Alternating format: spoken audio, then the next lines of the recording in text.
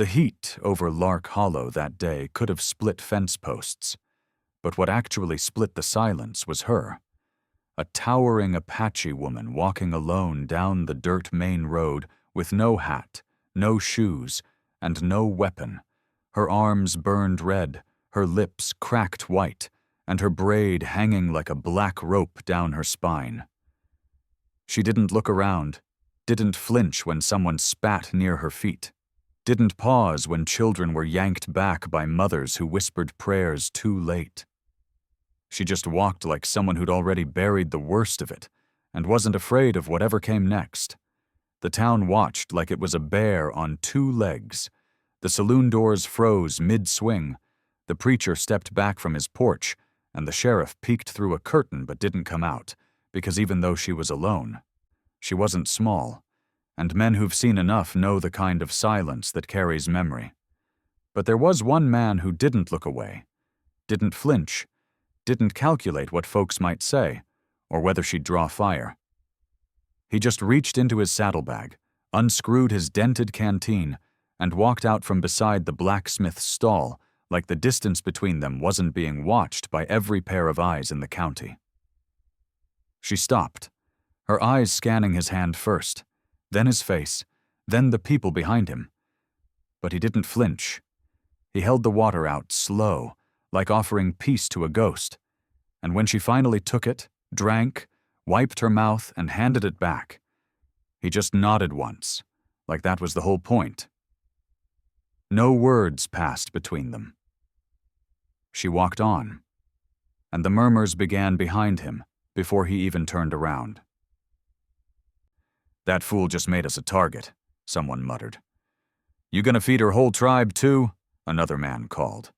But the rancher said nothing, just recapped the canteen, mounted his paint mare, and rode back toward his broken gate and dry fields, not knowing that a single act of decency had already sent word far beyond town limits. That night, he sat on the porch, sharpening his blade, watching the moon rise over the mesquite, and didn't hear the riders yet. But in the morning, hoofprints would tell the truth. 300 warriors had surrounded the property, left no mark of violence, and vanished before dawn. He'd given her water, but what he received was something no man in Lark Hollow would understand. Yet, when the rancher woke, the sky was still bruised with pre-dawn gray, and the first thing he noticed wasn't the silence, but the perfection of it. The kind that comes after something moves through and leaves the land holding its breath. His boots hit the porch hard, and he stood there for a long while, scanning the brush and fence line. But no wind blew, no birds sang, and even the cattle hadn't stirred, as if some law older than speech had passed through in the night and asked everything to wait. Then he saw them, hoofprints, hundreds of them, circling wide and close and clean, not a single fence post broken, not a single track leading out. Just a woven tapestry of proof that someone had come, looked, decided something, and left without a sound. He didn't run back inside or grab his rifle. He just walked the perimeter slow, one hand on his belt buckle, the other tracing the impressions in the dirt like they were sacred markings. By mid-morning, word had already swept through town faster than the sun could dry the dew. Boys ran door to door, women clutched shawls, and the sheriff leaned against the church steps polishing a badge he hadn't earned the right to wear in years. "They say he's marked," someone said. "They'll be back," another added, as if the lack of violence had somehow made it worse. But the rancher didn't speak. Not in town, not to the men who cornered him near the well, not to the pastor who offered a sermon shaped like a warning. He just loaded up flour, salt, 3 bolts of cloth, and a single length of cotton lace, paid in silence, and left before noon. Because a man doesn't wait to explain himself to those who'd never offer water in the first place. And miles away, under a ledge carved by time and storm, the giant Apache woman stood with her arms crossed, watching him approach without fear or gratitude, just the kind of stillness that comes from knowing what a man did when nobody made him. She didn't move. He didn't speak. He just placed the supplies on a flat rock near her and turned to go. But before he mounted up, her voice stopped him. "They came to see if you were real." He looked over his shoulder, sun catching the edge of his jaw. "And what did they decide?" She didn't smile. "They'll be watching." The next day brought no visit from the warriors, no sound from the hills, and no sign that the earth had been disturbed. But the rancher felt it anyway, in the weight of the wind, in the way the grass leaned a little too still near the fence line, and in the steady hush that even his horse seemed to obey without training. He didn't ride out that morning, didn't tend the back acreage, didn't check the spring. He only stood near the water trough, arms folded, watching the tree line like a man expecting rain but not asking for it. When the sun reached its peak, she came again. Taller than memory allowed, wrapped in leather and dust, her braid thick with earth, her face unreadable as stone, and this time she didn't stop at the edge of the clearing. She walked straight to the porch, uninvited but not unwelcome, and stood so close he could see a faint scar above her brow, the kind that comes not from war, but from being young and daring once. He didn't speak. She didn't either.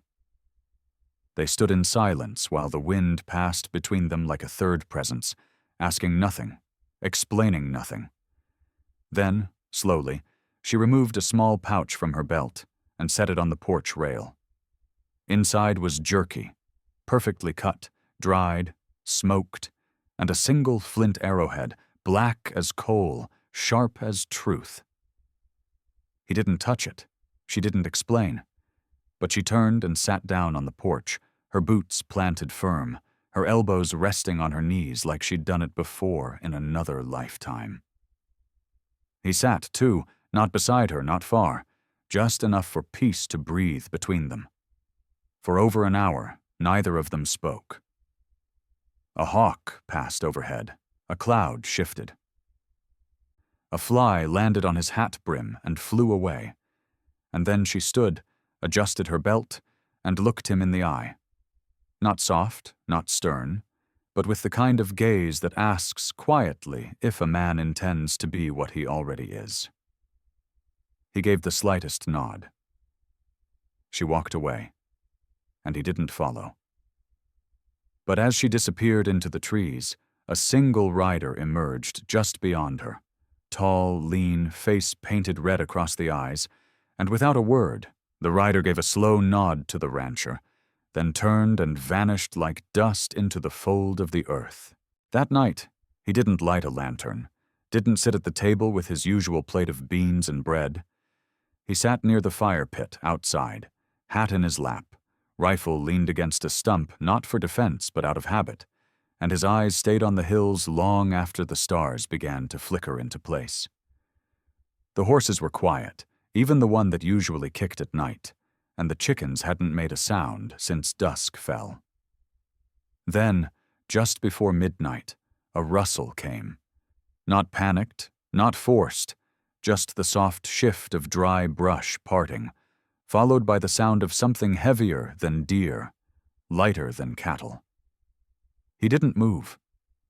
When the first figure emerged, tall and bare-chested under the moonlight, his arms painted with long white lines, the rancher only nodded once.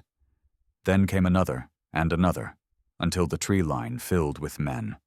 Young, old, scarred, proud, some carrying spears, others with bows, a few unarmed but no less dangerous.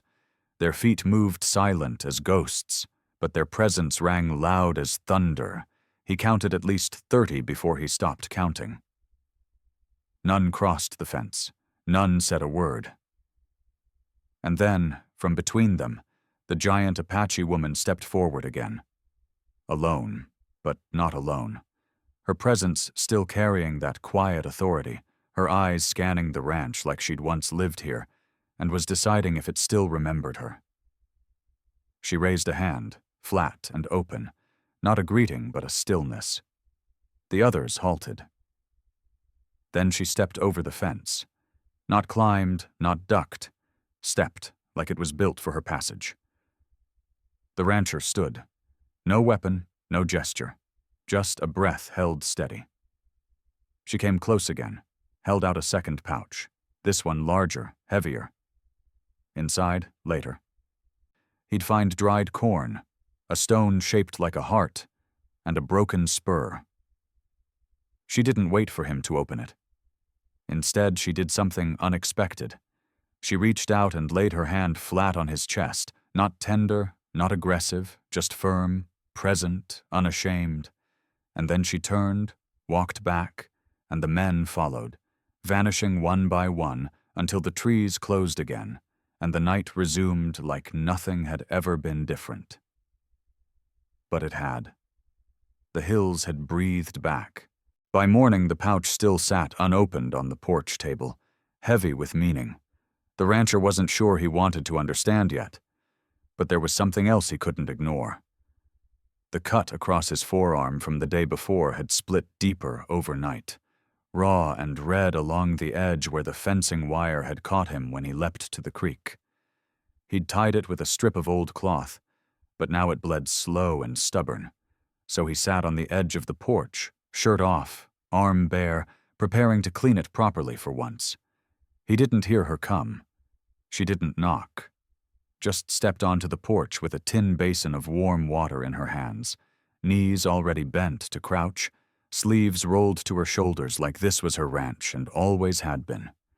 He didn't protest when she took his arm, didn't flinch when she poured the water, or when her fingers, sure and practiced, pressed something sharp-smelling into the gash. Her eyes didn't meet his, not out of fear, but because she was focused, intent on the wound, like it mattered more than pride. When it hurt, he grunted. When it hurt more, she looked up and held his gaze, not soft but steady, and he understood that pain was not the enemy. It was the price. "You fight fencing?" she asked in low English. He blinked. Something like that.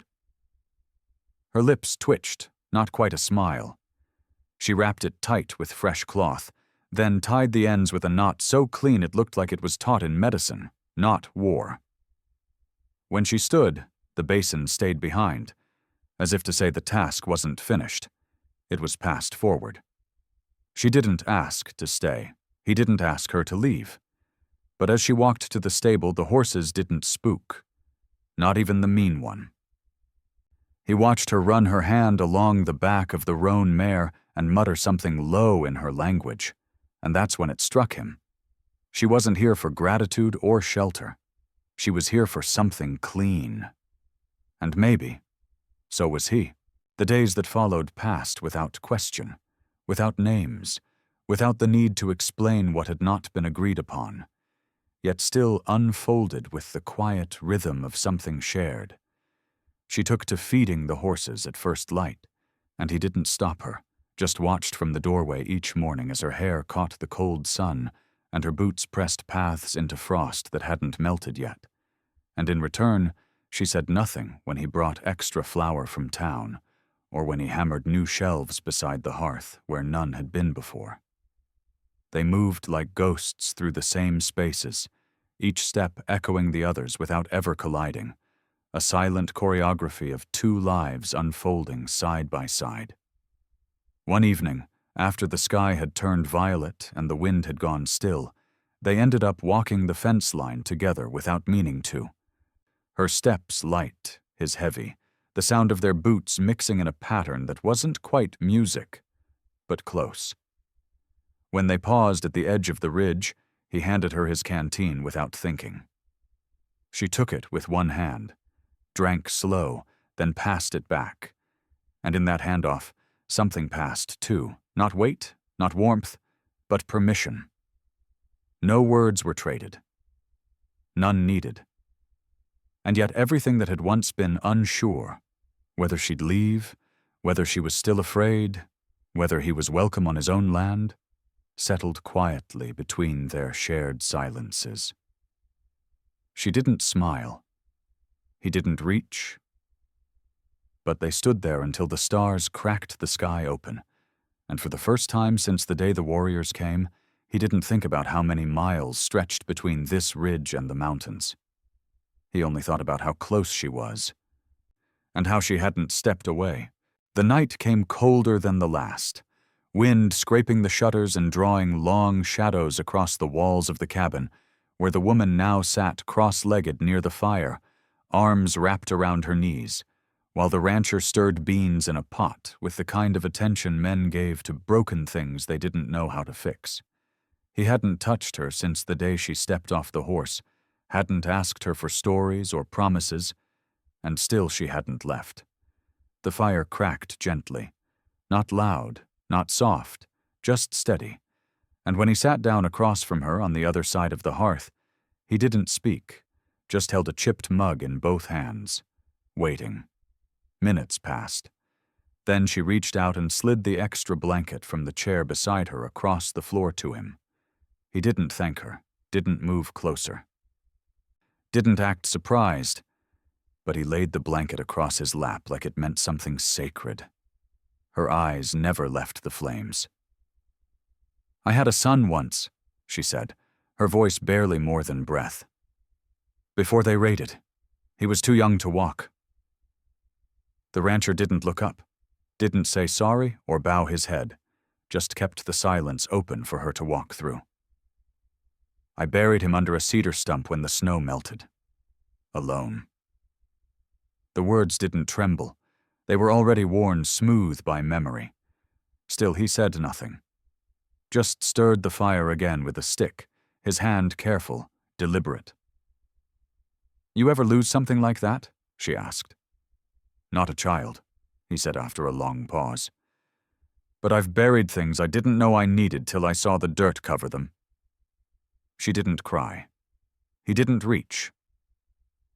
But the wind outside howled a little less like teeth and more like breath, and the logs settled in a low sigh that matched the rhythm of the two bodies near it. At some point, without a word, she stood and walked to the window, peering out at the dark. "No one's coming tonight," she said, more to herself than him. He nodded once. "I know." She turned back toward him, and this time she didn't return to the fire alone. She sat closer, not near enough to touch, but close enough that the warmth between them was no longer just from the flames. When she pulled the blanket over her legs, she left half of it draped across the floor toward him. He didn't move to take it. But he didn't pull away either. By dawn, the ground outside was silent, but something in the wind had changed.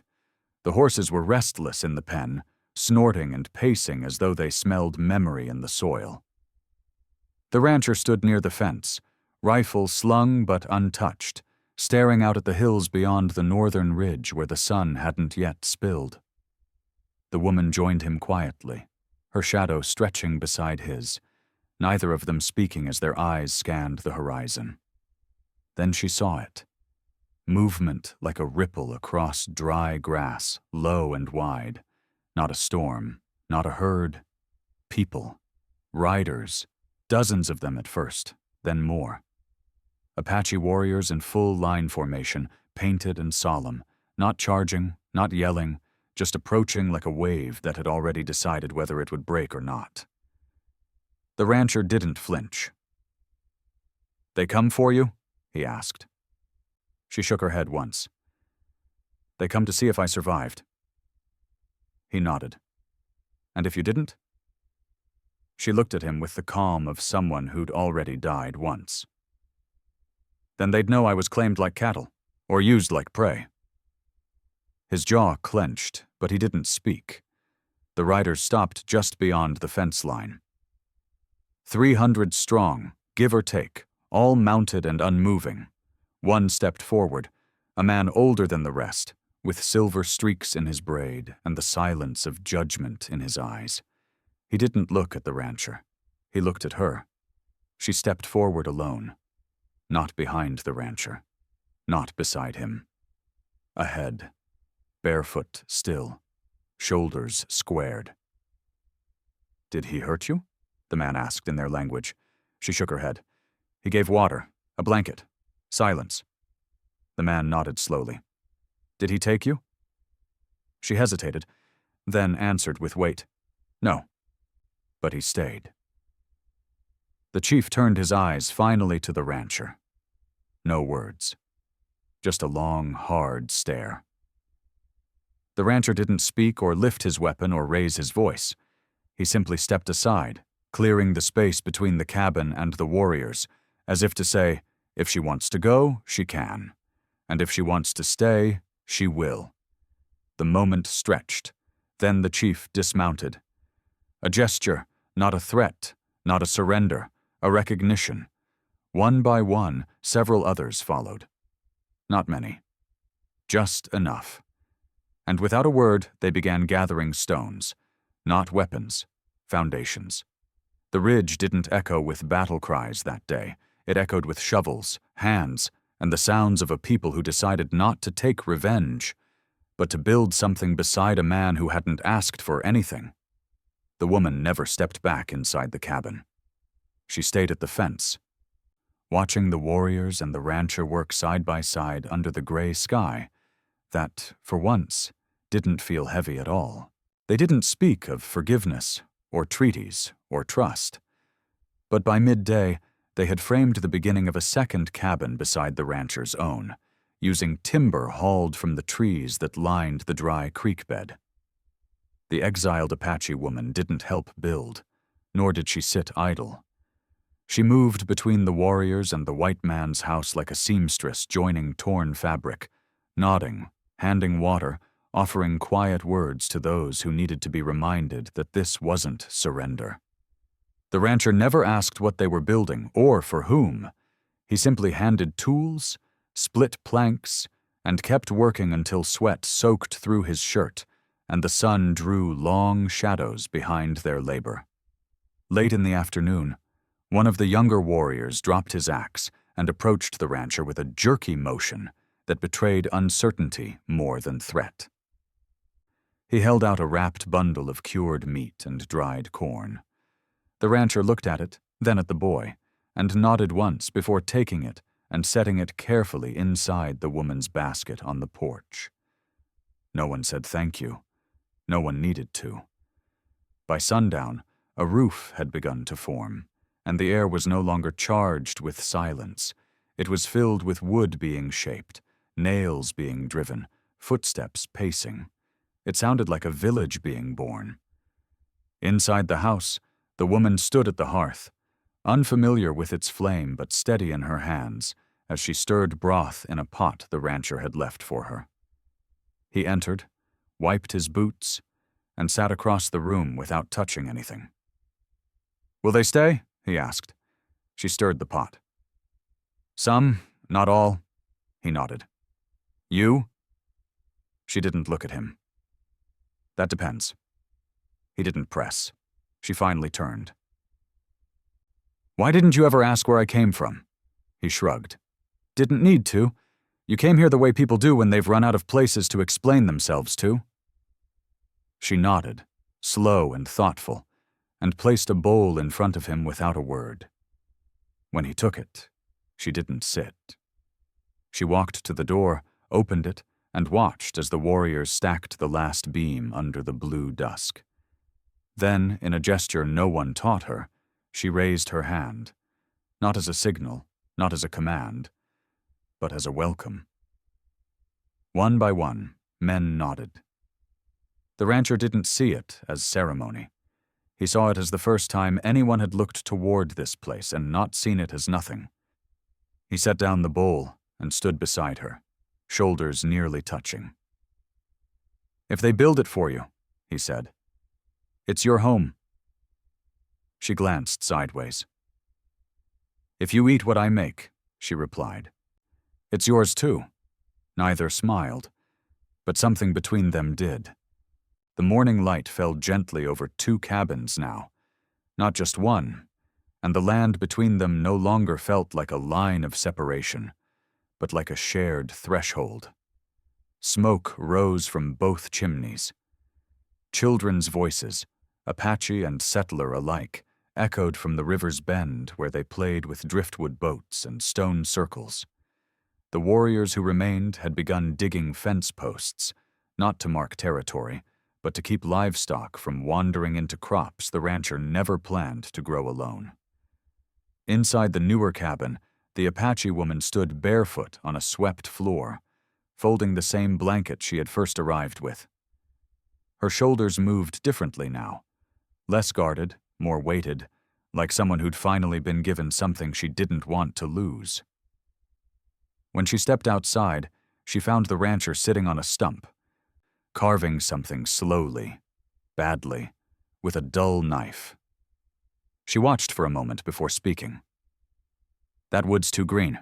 It'll split." He didn't stop. "Then I'll learn slower." She walked over, took the knife without asking, and shaved the edge clean. "If you're going to build," she said softly, "you don't do it with whatever's lying around." He smiled faintly. "I wasn't carving for the cabin." She looked down. It was a rough shape, but it was hers. A small figure with broad shoulders, long arms, and something about the stance that was unmovable. She didn't thank him. She just handed the knife back and sat beside him. Down by the river, one of the children called her name in Apache, and she turned her head slightly, listening. Not as an outsider summoned, but as a woman someone expected to answer. The rancher didn't speak. He reached into his pocket, pulled out a crumpled sheet of paper, and held it out to her. She opened it and read the words stamped across the top. Transfer of deed. The land, both cabins, the well, and the creek trail, listed in her name. She stared at it. "Why?" she whispered. He shrugged. "Because if I ask you to stay, it can't be because you owe me anything." The wind shifted, carrying the scent of mesquite and cooking beans from a nearby fire. One of the older warriors approached, nodded respectfully, and handed her a leather pouch. "For the planting," he said in Apache. She took it without blinking. When he walked away, she looked at the rancher. "They trust me because of you." He shook his head. "No, they stayed because of you." She tucked the deed into the pouch and stood. "Then we'll build it together." He rose beside her. Not touching, not leading, just there. And when they walked back toward the cabins, it wasn't clear who followed whom. Only that no one left. Please like, share, and subscribe to support more true-hearted stories on Stories Left Behind. If 300 warriors surrounded your ranch for helping a stranger, would you have stood tall or stepped back? Tell us in the comments.